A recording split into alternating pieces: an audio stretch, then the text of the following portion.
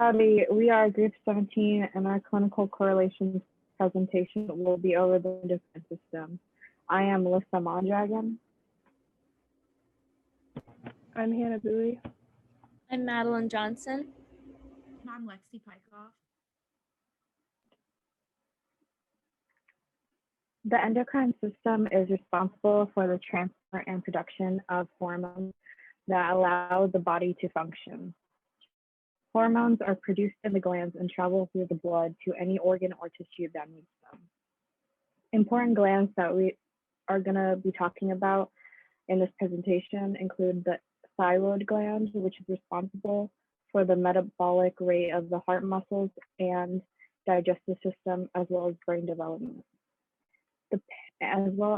Another gland will be the pancreas, which aids in the digestion of food and energy control. Any disruption in either the production or transport of any hormone will negatively affect the body. We will be focusing on how diabetes and Graves' disease can occur because of a failure in the balanced production of the hormones in the glands.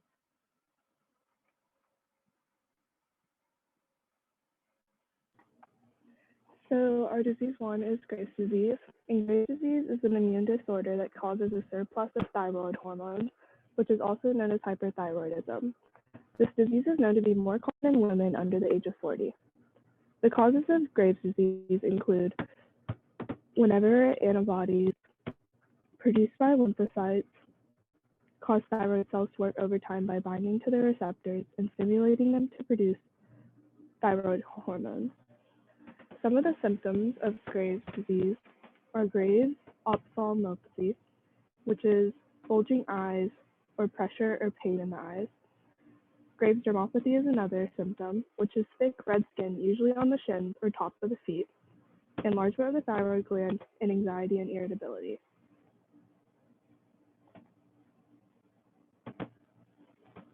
So there are a few ways that Graves' disease can be diagnosed.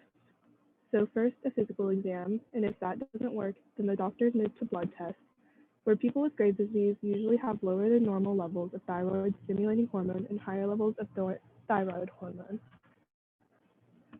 Another way to diagnose this is through radioactive iodine uptake. So because our body needs iodine to make hormones, doctors will give patients a small amount of radioactive iodine and later measure the amount of it in their thyroid gland with a specialized scanning camera. Ultrasounds are another way to diagnose, and it can show if the thyroid gland is enlarged. Imaging tests are the last way to diagnose, and that it could include a CT scan or MRI if the disease isn't prevalent from clinical assessment. Methods of treatment are radioactive iodine therapy. With this therapy, a patient would take radioiodine by mouth. The thyroid takes that radioiodine into the thyroid cells, and the radiation destroys the overactive thyroid cells over time. There are also anti-thyroid medications that can be taken, which interfere with the thyroid use of iodine to produce hormones, but they do not cure Graves' hyperthyroidism. Beta blockers are another way to treat it, which these medications don't inhibit the production of thyroid hormones, but they do block the effect of hormones in the body. Surgery is the last way to treat it, and you can get surgery to remove all or part of the thyroid. The thyroid medication would be necessary to supply your body with normal amounts of thyroid-stimulating hormones. So as you can see in the healthy thyroid gland, it consists of follicles lined by cuboidal epithelium and filled with homogeneous colloid. In the Graves' disease gland, it's enlarged, and it is diffusely enlarged and has follicles that are not as round, and the colloid is becoming deleted from the increased activity of the thyroid hormone. Our second disease is diabetes. Diabetes is a group of diseases that affects how your body uses glucose. Glucose is an important source of energy for the cells in your body that make up muscles and tissues, and also the brain's main source of energy. Several types of diabetes include type 1, type 2, and gestational diabetes. Type 1 and type 2 are chronic conditions, while gestational can be potentially reversible. Causes of diabetes can vary by type, but any type can lead to there being an excess of glucose or sugar in the blood, which can lead to serious health problems. The exact cause of type 1 diabetes is unknown, but the results of this disease are vivid when looking at the pancreas. This autoimmune disease destroys insulin producing cells, leaving the body with little insulin to uptake glucose. It also is often occurring in childhood. Type 2 diabetes happens when over time cells become resistant to insulin and the pancreas is unable to make enough insulin needed to overcome the resistance. Sugar will then build up in the bloodstream instead of moving to where it's needed in the body, and this is most common in those over 40. Gestational diabetes occurs when the placenta produces hormones resistant to insulin during pregnancy. Normally, the pancreas will produce more insulin as a result of this hormone, but sometimes the pancreas can't keep up with the demand and too much glucose gets into the cells and stays in the blood, leading to this form of diabetes.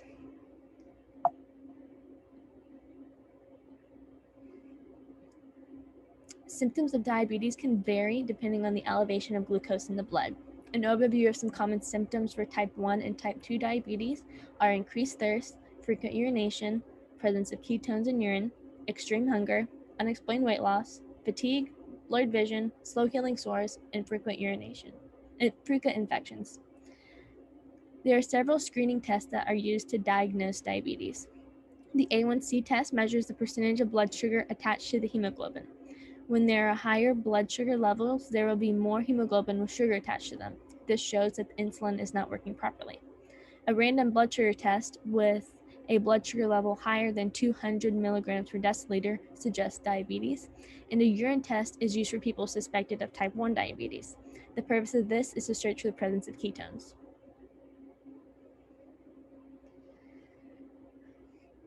Treatment for all types of diabetes can be maintaining a healthy weight through healthy food and physical activity. In particular, cutting down on saturated fats and refined carbs and sweets, and regular aerobic exercise can lower blood sugar levels by moving the sugar into the cells where it's needed for energy. Specific treatments for type 1 and type 2 are monitoring blood sugar, once-a-month A1C test, insulin injections, transplantation, and bariatric therapy. The frequency of monitoring your blood sugar will depend on the number of insulin injections.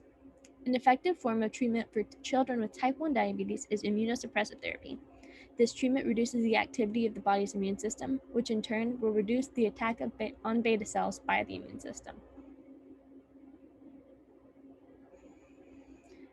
In the pancreas, the islets of Langerhans play an important role in glucose homeostasis. A healthy islet will look like the image on the left. The islet is the lighter staining circular area in the image. Islets contain alpha, beta, and delta cells, which produce glycogen, insulin, and somatostatin, respectively. A normal islet will be made up of 60% beta cells, which are situated in the center of the islet, and these can be hard to differentiate between the different cell types. A type 1 diabetes patient will contain an islet that looks like the image on the top right. Lymphocytes, which are the blue dots in the islet, will enter the islet, and destroy it, believing that is a foreign body, which is characteristic of autoimmune diseases. This process is evident when 70 to 80% of the beta cell mass is gone.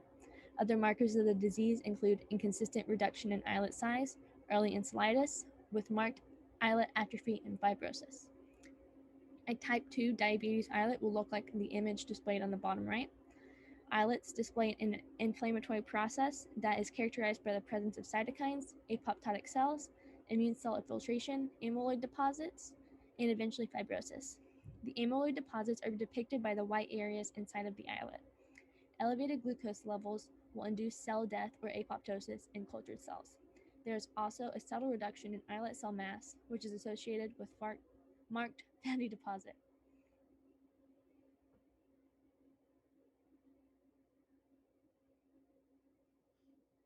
So, in conclusion, we have learned that the endocrine system consists of many organs that work together to distribute.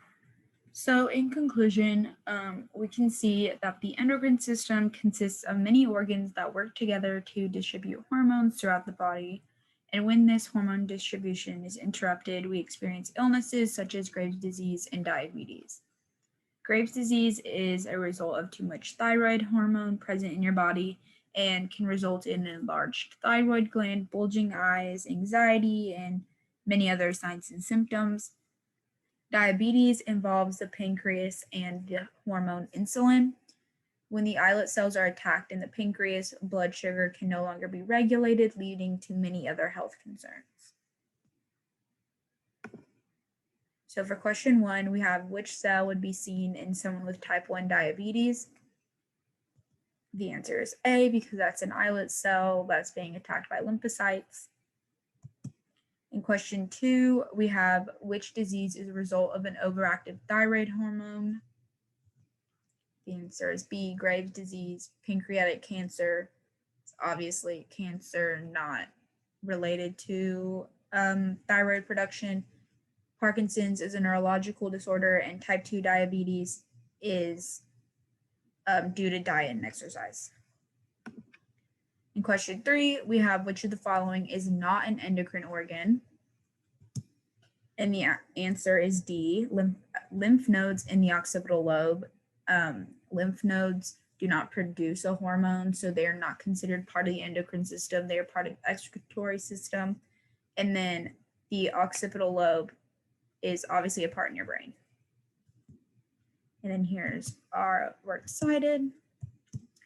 So thank y'all so much for listening, and I hope y'all have a good day.